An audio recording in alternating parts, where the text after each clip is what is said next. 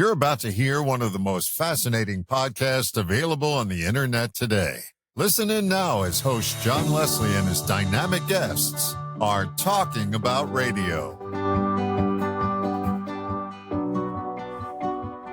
Hi, everybody. John Leslie here, and this is episode number 40 of our podcast, Talking About Radio with John Leslie. And we have now, as of a couple of days ago, we are now being downloaded to 16 countries around the world. And it's a real geography lesson because some of the countries I've never heard of. And in fact, just before we started this program today, I looked up another one. I can't pronounce the name of it, but it's an island way off in the middle of nowhere. And some poor soul out there has nothing to do other than to listen to these podcasts. You know, what a life we must live. Well, that laughing you're hearing in the background is coming to us from the Shenandoah Valley in Winchester, Virginia.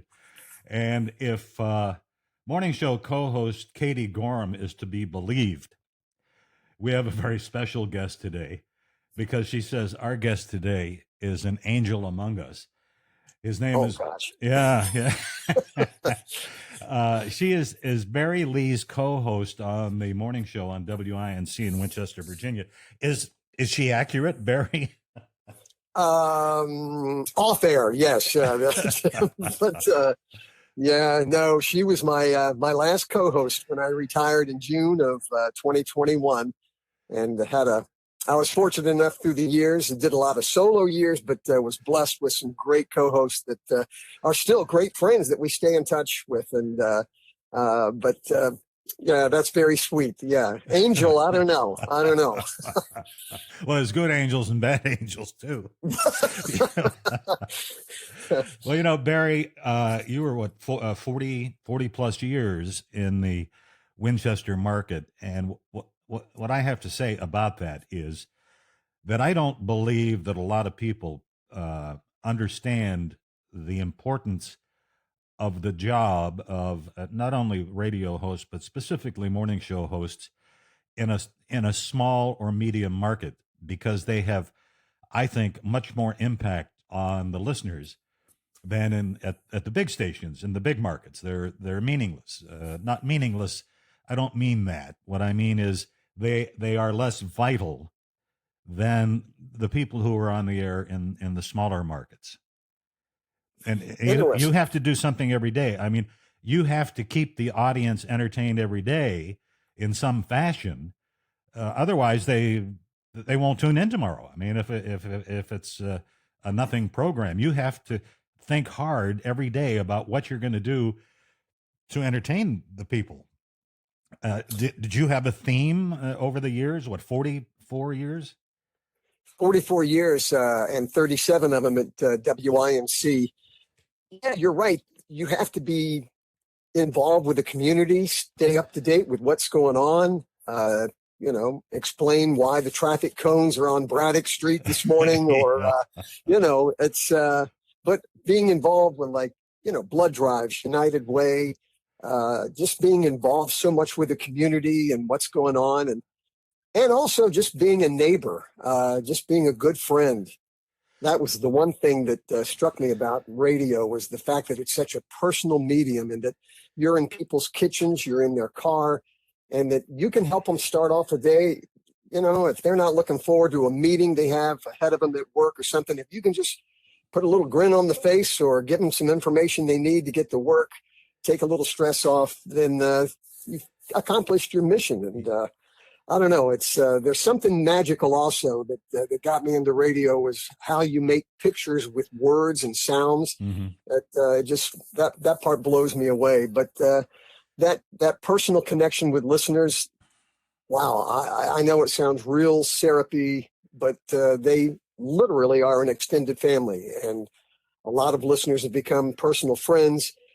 For those that are shut-ins, you're a vital connection to them every single day. And I don't know, I've been blessed. I loved every minute of it. I really did.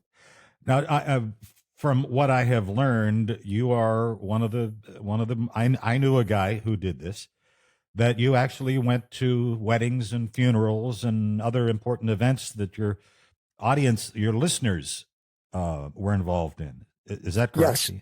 Yes, yeah, that's true.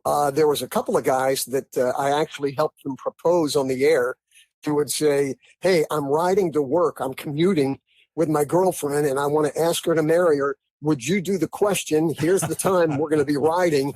And it was like 25 minutes before the guy called back and let me know that she accepted. And I thought, oh my gosh, I screwed this up, But and I went to their wedding. I've been to their funerals. As a matter of fact, and the radio people tuned in, the radio announcers know that you've got those listeners that call a couple times a week just to stay in touch through the years.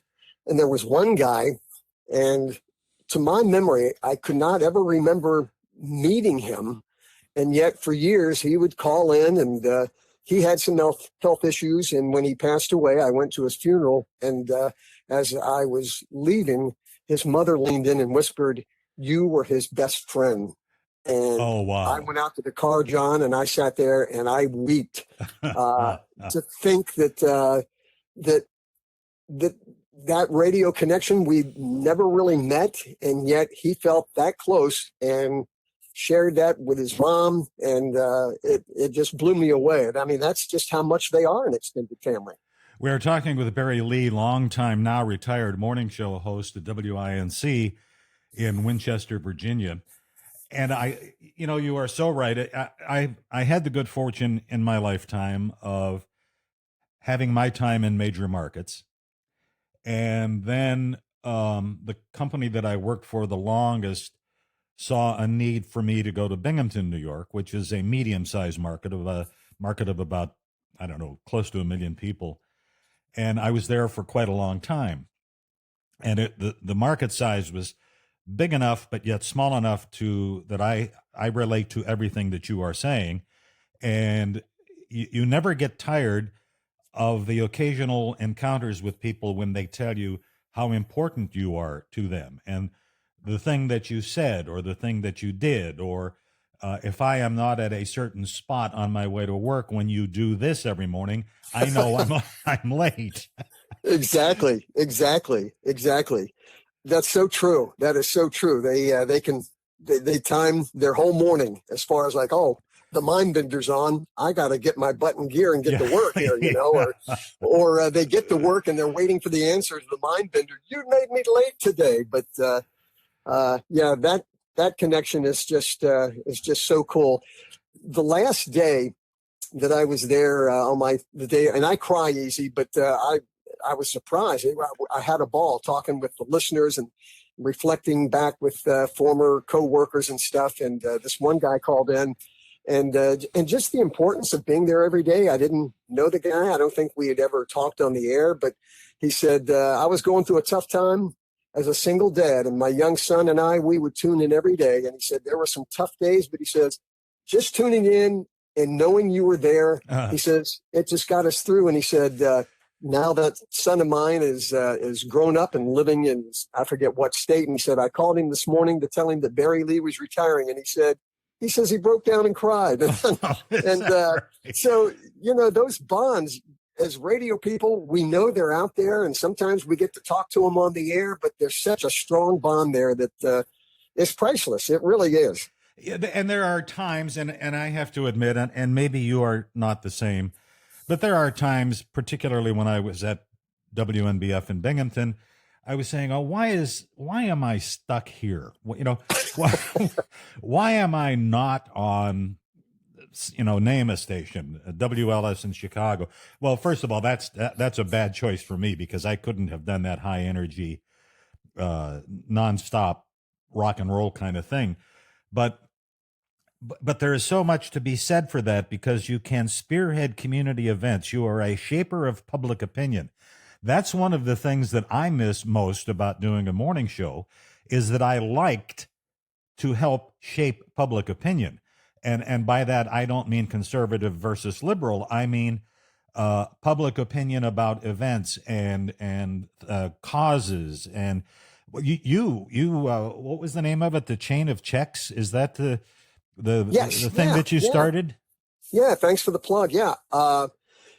Having that radio connection, one Christmas, I thought, it'd be nice to decorate the studio. We can't see our listeners, but we could have a physical connection if we encouraged them to send cards, and we'd sort of decorate the studio. And then I thought, why don't we take it a step further? Tell them to put a $1 check or a $1 bill in there, and we'll give it to a local charity. And so got permission from the program director, and you know how program directors are around Christmas and airtime. Yeah. And so that first year we raised $2,800 and gave it to a local organization, CCAP, for heating oil and blankets. And then we did it another year, and lo and behold, now it's its own separate entity under the Community Foundation of Northern Shenandoah Valley, and we're coming close to $2 million over the years that we've collected for local charities. $2 million. Isn't that something? And I bet you don't think about that a lot. I mean, no, I can't, it's a buck at a time, and people remember sending in those $1 checks when we started in 1986. And you don't really think about that. And I had to be reminded by the Community Foundation that no, our numbers are accurate. That's what we're closing in on. So it's just a very, very generous community, a lot of volunteer spirit here in the Winchester area. And you were, for 4 decades, you were, kind of the ringmaster of a lot of that stuff. And no doubt you were asked to be the master of ceremonies for various things, and you were the celebrity host of various events, I would imagine. Lots of dry chicken dinners at banquets, and just emceed one yesterday. Still doing that, still staying involved with selective community events that I really believe in. And lots of lots of banquets and school programs and fashion shows, and you name it, and it's all a part of community radio. Yeah, there are so many stories that you have and I have, and I realize that this program that we're doing, talking about radio, is supposed to be about our guests talking, and I can't help myself. I have to interject little stories. Oh, absolutely. I was speaking to an elementary school class, and there are all these kids are out there. They would look to be maybe 11 or 12, and the whole time I'm speaking to them, I'm wondering, do they care? I'm not their radio station. They're listening to the rock station or whatever, and we were the adult, whatever we were, AOR, News Talk, whatever. I don't know what the format was, but anyhow, in the audience was the daughter of a friend of mine, and I was told this story later by the teacher who overheard it. The one girl leans over to my friend's daughter and says, "That's John Leslie. Everybody knows him." And my friend's daughter leaned over and says, "Yes, but not everybody knows him personally."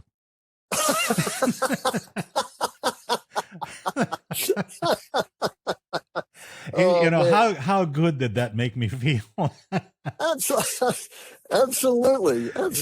And those career days. And didn't you love it, John, when a kid would say, "So how much money do you make?" Yeah, right. And then the teacher would interject, "Well, that's not what's important right now." But there is that perception that because you're on the radio, and my poor kids would get remarks from their classmates that they thought, "Oh, your dad's in radio, you're rich." And they would sort of hold it against. My daughter told me, my daughter's 26 now, and she said, sometimes the kids would, give me a hard time because, your dad's in radio, you're rich. And she would say, "Have you seen the car that he drives?" Which at the time was a 1997 station wagon. But, that's funny though. And sometimes those career days, there was a guy that says, "I can remember you coming to talk to our middle school class," and he ended up in radio. We had a radio club at my first station, WFFE in Middletown, and we would give the high school there, Warren County High School, an hour on Saturday mornings. They'd come in, select the records. It was vinyl records, and they'd write their scripts and everything. And 2 or 3 of those students came out of the broadcast club, and one now heads up the radio department at a nearby university. So, Oh, wow. it's That's so something. yeah. So the interest in radio is still there in communications, and it's neat to see. I'm still blown away by how. I mean, I know we had to take that FCC test with Element 9 and know about frequency modulation and all that Yeah, kind of stuff, right. but it still blows my mind, John, that how radio works, and it's still as magical as when I was born in 1950 and when the little transistor radios came out, and just laying there in bed and tuning in faraway cities and listening to boxing matches and ball games and the Indy 500, all those pictures. There's still something magical about that I've never gotten over. And that is so true. And you know how many people, myself included, how many guests we've had on this program who have told that exact same story. And those who have never done that, who may be listening, who were not among those of us who got under the covers at night. We were supposed to be going to sleep, but we're listening to WOWO in Fort Wayne, or WBT in Charlotte, WBZ in Boston, and saying, one of these days, that's going to be me. Now you've gone on now. You're doing a podcast. I want to find out about that, but we've got other things that we need to find out about. What did I saw something about? Did you say you got a? Maybe I'm confusing this with somebody else because I'm older than you are and I get confused really easily. You got a tape recorder, one of those little mini tape recorders? Oh yeah. Oh, so it was you. Good. So I'm not as senile as I think. No, you're right. And I still have it up here in my closet. I'm in my little tiny office right now talking to you. And I was probably about 12, maybe 13. And those little 3-inch reel-to-reel Yes. transistorized tape recorders. No relco? I still have it. It still works. But getting together with friends, doing stories and sound effects, that was part of what sort of pushed me into radio too, making up those pictures with words and stories. I too had one of those. I mean, I had to have one, right? Because it was just right up my alley. And the tape recorders were not readily available in those days. So it kind of made you stick out a little bit that you had one. And I got one of those, same with the 3-inch reel. And I'm trying to remember, I picture it. I can picture it in my head. But I was a freshman in high school, and Catholic school. And I asked the nun if I could, rather than take notes on her lecture, could I tape it? And for whatever reason, she said yes. And so I put the thing on my desk. Everybody else is there busily taking notes. And I've got this tape recorder on, and there were two things that associated with that. One of them is that I didn't realize at the outset that it was of no help, because if I was going to do anything, I had to listen to the tape over again. You had to sit through the whole class lecture again. That's right. And then take notes from that. So, how stupid is that? And secondly, me being me, I couldn't leave well enough alone. Not only was I flashing this tape recorder around and the only one in class taping it, I had to put my hands behind my head and lean back like a big deal.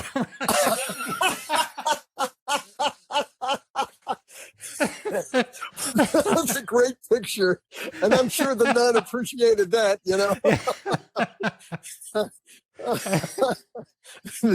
That's awesome. That is awesome. Well, when we gravitated to cassettes when I was in college, that same thing, creating stories. There was another guy in the dorm, and he and I would get together. We would do impressions, current things in the news. We'd do these little fake interviews and everything, and these cassettes would be passed around the dorm. So it was all leading to a career in radio. And yet my degree was in secondary education. But when I graduated from Florida Atlantic University, go Owls, when I graduated from there in 1972, it was hard to find teaching jobs. So I did a little social work out of college, and then went into Christian education, and then moved back to Virginia and was here a week and a half. And there was a little ad in the paper. It said, if you're willing to learn, we'll train you. And it was for a radio job at minimum wage at WFFD in Middletown. And that's how it started.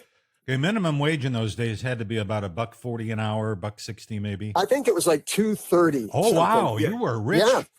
Yeah, it was, but hey, I was in radio, right? We're talking with Barry Lee, and may I say your last name? Sure, yeah. Bowser. I worked with a Bill Bowser in Youngstown, Ohio. I mean, I didn't actually work with him. He was at the other TV station, and we always, as reporters, everybody showed up, at every event. And so I knew Bill Bowser quite well. And I don't know how common the name is, but maybe he's like your uncle or something. I don't know. Twice removed by surgery or something. I don't know. All right. I gotta tell our listeners who we're talking with. We're talking with Barry Lee Bowser in the Shenandoah Valley. Now, it is Shenandoah Valley rather than Shenandoah. No, it's Shenandoah. It is Shenandoah. Yeah. Oh, here, I thought I was really cool pronouncing it the way the locals do. And because there are a couple of vowels in there that I thought belonged in the pronunciation, but obviously I'm wrong. Anyhow, long time morning show host at WINC. In later years, it was an FM, but it had to be an AM at one point, or AM and FM?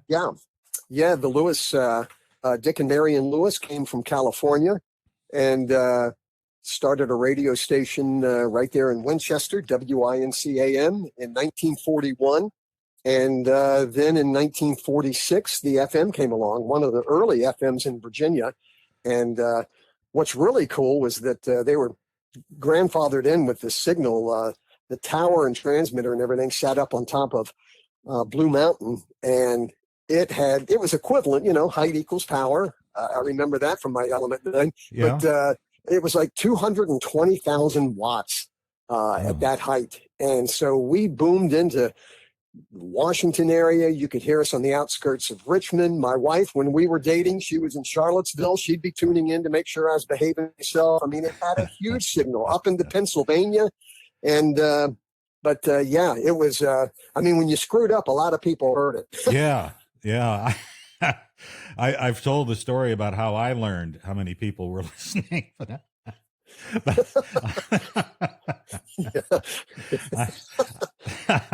I won't tell it in an exact detail, but I'll just say that I had heard a joke that everybody and it wasn't on the air. It was in some place. I don't know where I was, but somebody told this joke and everybody laughed. And I didn't get it. I didn't think it was funny because I didn't get it.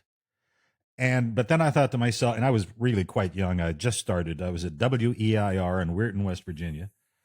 And so I thought, well, if everybody in that room thought it was funny, then all of my listeners ought to think it was funny. And so I told it on the air. And as soon as I got to the punchline, I realized it was a dirty joke. Oh, no. Oh, whoops. I mean, the instant it came out of my mouth, I knew. And that's when I found out that all of the hardware stores and all the barber shops and everybody in town was listening. That's funny. That's funny. Yeah. Right as it comes out of your mouth, like closing the car door and you see the keys sitting right on the seat. Too late, Can't get the word retractor out. Nope. So you did some TV too. That's another thing that comes along with being the big guy in town. You get to do some TV so people get a chance to see what you look like and expand your audience. The Lewis family also owned the local cable company, and I think his wife, one of the wives of the sons, was the original host. And it was a 15-minute daily talk show, Monday through Friday. And it aired on the local channel, the Access channel. And it was just, I figured at 15 minutes, it was short enough that even if it was a bad show, people would stick through it, And, but that's not true.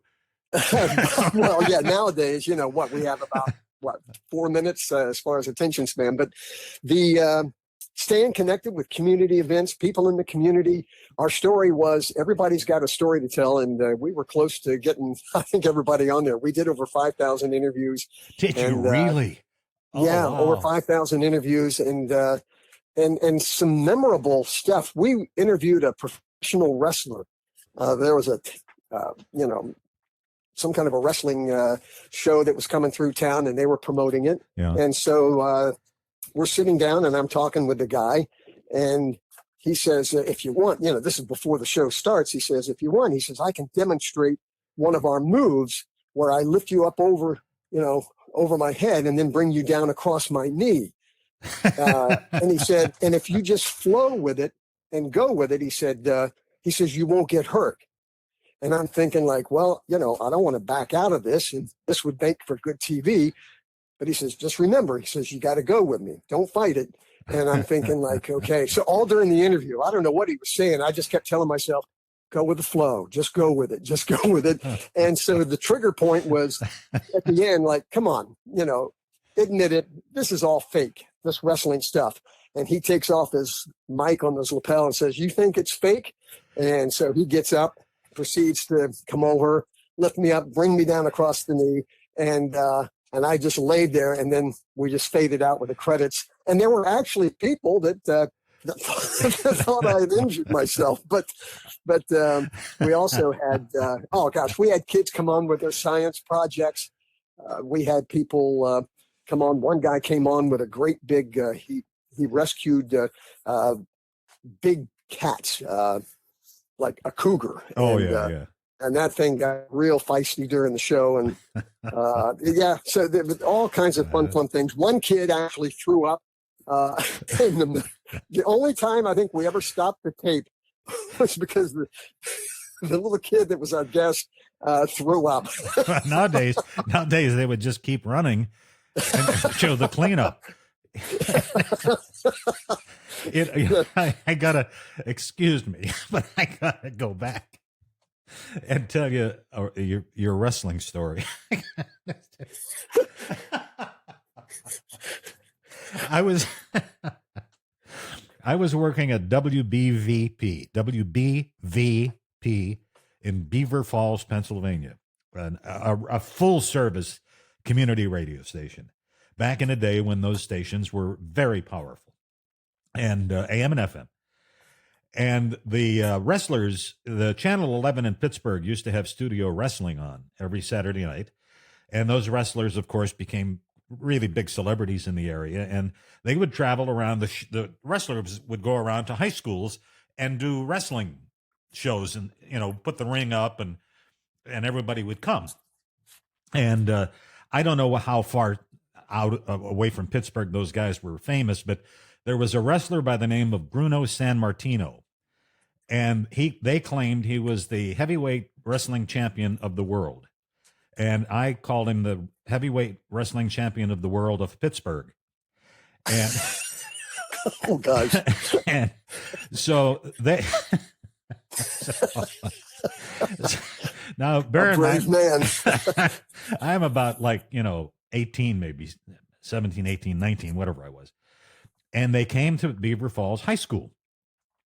And the program director said, I want you to go down and visit or interview Bruno Sammartino. It's all set up. You're going to go down there and you've got a locker room pass. And after the wrestling match is over, you go into the locker room and interview him. So that's fine. And the lockers, I went in and I said, where's Bruno? And they said, he's in the shower. He'll be out in just a minute. Sit down over there. So the lockers were not along the wall. The lockers were those kind that came out from the wall, jutting out into the room with two wooden benches in between each rows of lockers, right? Okay. Do you have that picture? I got it. Okay. So here comes Bruno out of the shower. Out of the shower. And I'm sitting on the end of the bench, and they said, Bruno, that kid's going to interview you. So he comes over and sits down.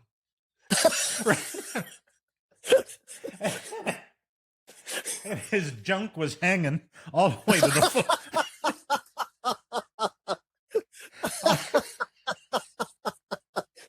all the way to the floor.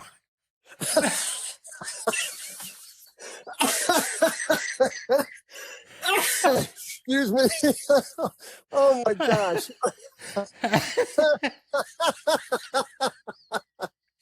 Oh my gosh.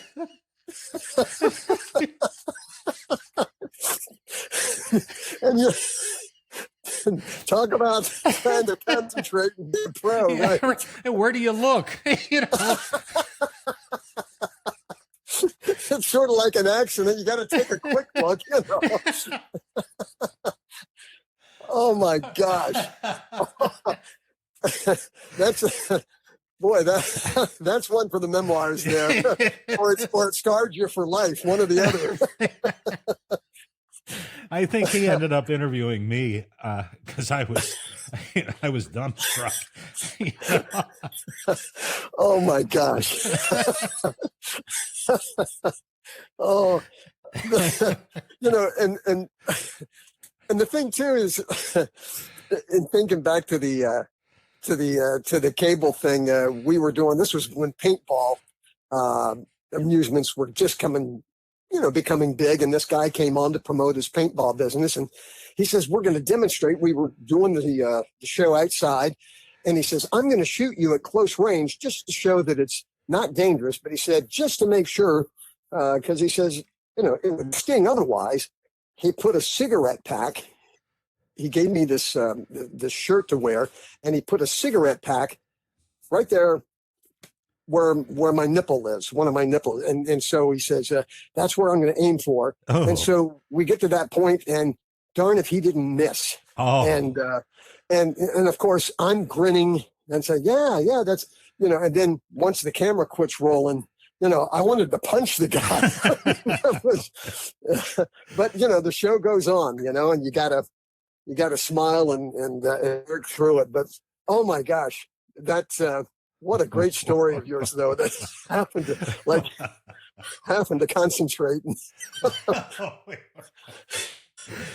I never want to be accused of these things going too long. After I found out that your podcast is 5 minutes long, and I find out that, and some of mine run 45 minutes, I'm thinking to myself, man, I wonder how long people actually listen to this. And but they're so interesting, and my guests are so effervescent that my wife listens to every one of them. Just That's cool. Just That's like cool. well, just like I tell her to do. No, True love. No, she actually does. Every time we do a new one, she goes out on the lanai and sits and listens from start to finish, and I'm compelled to go out and listen too. And that's, I guess, ego, but. And I think it's good critiquing, like sitting down and with program directors and going over the entire show again. Yeah, right. I do. There are times that I say I shouldn't have said that way. It could have been better phrased. I had the other day or several weeks ago, I had to go get some blood work at the hospital, and I came out and got in my truck and started home, and there's this the truck has a podcast button on the dashboard, and it was pushed, and there's one of my podcasts is on, and so I'm driving home thinking, hey, this guy's really good,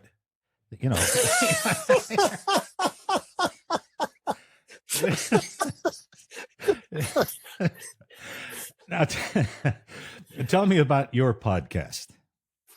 Well, when I retired after 44 years of radio, I thought the natural progression would be, I didn't know anything about podcasting, and that's where Dan Lane, who is a big fan of yours, and another friend of mine, Michael Luce, sort of got me started with the podcast. And it was just a way to stay connected. Basically, I was doing it for selfish reasons for myself, just to stay connected with listeners.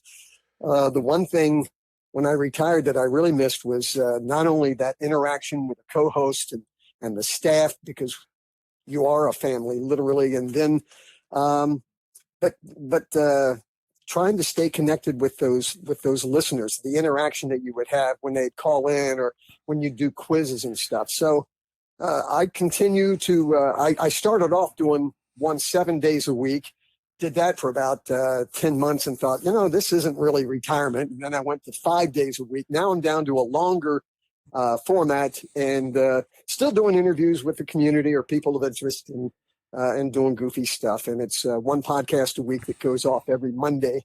But no, it's fun. And I can't say I'm in 13 countries, but I do know there's one guy in Tokyo, 2 people in Germany, and 4 people in England that listen to the podcast. And it blows my mind. I mean, I'm sitting down here in a little log cabin in the woods in the Shenandoah Valley, and to think that what you put out there on the podcast is heard so many places. I mean, technology's an incredible thing. It really is. I don't understand it, but I love how it works and how I can just sit here in my pajamas and do the show. or not. I mean, or not. Speaking of professional wrestlers, yeah, right. Now, what do you have? Are you set up that people are listening to it live and they're calling in because then it archives? It's what I do. I mean, it's really it's a corner desk with a computer and a microphone, and that's it. And I do phone. My interviews are normally by phone. Sometimes if it's more than a guest, I can go to them and just record it over my phone. And again, the technology is such that it's not bad quality. But very simple and just staying connected with things. I think that I went through, I don't know if I'd call it a depression, maybe a questioning of like, well, who am I now after 44 years of radio? Yeah. And I I was abandoning my family. I felt a guilt, even though the time was right. And I knew in my heart that it was time to step away from that microphone and then step in front of a podcast microphone. But there was sort of just an empty spot there. And I thought, I'm no longer connected. But the more I ran into people at the grocery store or in emceeing events, I realized everybody had a memory to share. And whether it was giving them as a kid the teenhood pledge, or I remember, and the number one memory people had was snow days, calling off schools. They would sit there by the radio because this was before the time that you had, emails and Instagram and messages and so forth. Now, I mean, they had to listen to the radio to find out if there was school. And but everybody had a memory. And I thought, well, you know what? And there was a certain piece in that, John, that sort of brought me around that, you're not disconnected with them. They always have those memories. And that was just such a, I don't know, it was just a good feeling and sort of helped me get through the fact that you are still connected through memories. Sure. I want to tell the audience who we're talking to, and I wonder why I do this, because people never join in the middle on podcasts. They always join at the beginning, so they would know who our guest is. Barry Lee, a long time morning show host at WINC in Winchester, Virginia. When I don't know whether I've ever told this on the air, I think maybe I did one time on one of our podcasts, but when I did mornings at WGY in Albany, that was one of those stations that you used to listen to in your transistor radio down there, 50,000 watt at 810. And we had, and my morning show was listened to in 33 counties in 4 states. And so on school closing day, snow days, we had a lot of school closings to announce. And there were a lot of other radio stations in those 33 counties. And whoever it was called, the transportation director who called in, or whoever it was to announce the closings, they didn't want to have to call all of those radio stations. So since our signal covered all of those counties, they would call us. We would put them on. The other stations would listen to us, transcribe the school closings, and then they would announce the ones that were germane to their district. But what they didn't know was I would always sneak in a fake school. Oh, you're bad.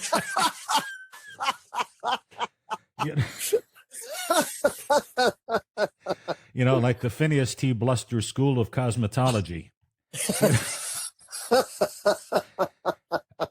That's awesome. And it would That get is get awesome. announced all over the Northeast, you know. I love it. I love it. That's that's so ingenious. You got to and on those snow days, we hardly got any music in. And Yeah. thing I mentioned how big the signal was at WINC. It was 4 states, 40 counties, and then you're doing the private schools, and then you finish one group, you play a song, you come back to another group, and it was just. But there was something. As laborious as it was, there was such a good feeling afterwards that you had really pulled it off. The whole team working together, somebody up in the front office taking the phone calls, bringing the messages down. And we used to have a little tradition, no matter how bad the snow was, if the Shoney's just down the block was still open, we'd all pile into somebody's car and go down and have the breakfast buffet and share war stories of how the morning had gone. That's great. Well, Barry, I guess we've really kind of run out of time here. Are you doing any more TV? Are you that's now in your history? And just I do a little. Well, I'm sort of a parade announcer, so a lot of not a lot. There's 5 parades that I do, including the Shenandoah Apple Blossom Festival, which is huge, and real quick. The celebrities that come into town through the years, it was always fun to get to interview people, like Lee Greenwood and Susan Lucci and people like that, that, otherwise you'd never have a chance to interview. But no, now there's live streaming on the local channels and on local, what do you call it? On the internet, where they can stream the parades and so live forth. Streaming, right? Yeah. So one of my former radio partners, Lisa Herndon, we get together, and so we do about 3 of those parades. So now still there, just the hair's white now. And people still recognize you, and they still talk to you, and they still tell you about something that you said or that they were involved in 30 years ago, 25 years ago. You're right. And you never, it just warms your heart. You never get tired of hearing that. It's like hearing it for the first time. Yeah. I had a very good sponsor on my morning show, was a longtime smoker. And there was something I said one day on the air, and I don't even remember what it was, but it triggered him to stop smoking forever. And wow. And every time he saw me, and it was frequently, we were friends with all of our live sponsors that we did. And every time he saw me, he would bring up the fact that whatever it was I had said caused him to just stop smoking that day and put them away forever. So those are the kinds of things that are in our memory banks. And we'll, as I've talked so much about at the time of our death, they put on the tombstone the date of your birth and the date of your death, and there's a dash in the middle. And the dates mean nothing to anybody. It's the dash that means everything. And wow, I like it. Yeah. And so, we have established our dash, and we were put on earth to do a job. And it sounds like you and I both did our best to do a good job. And that's the thing that I love so much about doing this podcast, is that I get a chance to talk to people that have similar interests and just the greatest stories. Just I never get tired of hearing them. Well, it was so cool to hear your stories, and what a neat idea for the podcast for those people that just love radio, grew up with radio, and to hear it from all kinds of perspectives, inside and out. It's really fills a neat mission there to. So well done. Well, Barry Lee Bowser, thank you very much for being a guest on our program, and now I'm going to play the closing theme, which you won't be able to hear. Okay.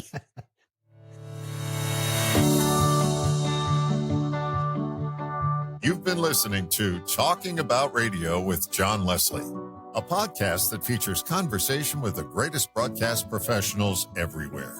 If you'd like to be a guest on Talking About Radio and share your favorite radio stories, just send an email to talkingaboutradio@yahoo.com. Thank you for listening.